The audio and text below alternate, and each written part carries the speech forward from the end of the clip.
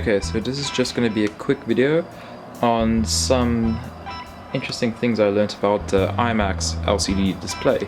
Now, this is the display used inside the iMac 2011 inch. It is an LG display. It is the LM215WF3 CDC2. Now that number is quite important because that means quite a few things. On the other hand, I got a screen from my friend who managed to crack his LCD and decided to take it apart, and then I saw, but this screen from Dell has the same part number as the screen that the iMac uses. Both are IPS and both are the LM215WF3, although this one is the S2C4. So what I was thinking is using the LVDS board from this display to drive the LCD of the iMac once the iMac got too old to practically use. Now, only one small problem.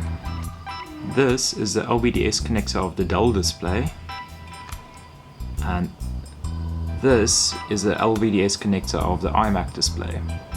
Both these screens have the same part numbers, so that's just one thing to take note of. And it's not even as if you can make it fit.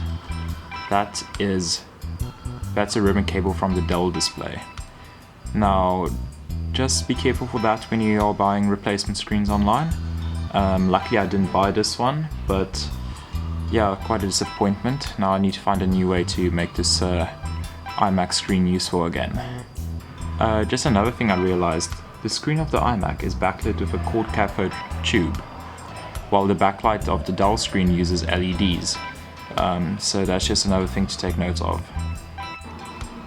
This is the LCD panel of the Dell screen. As you can see, it's cracked and it doesn't really work well.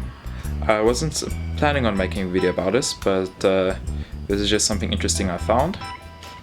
Please let me know if this video was helpful, and yeah, have a good day. Good night.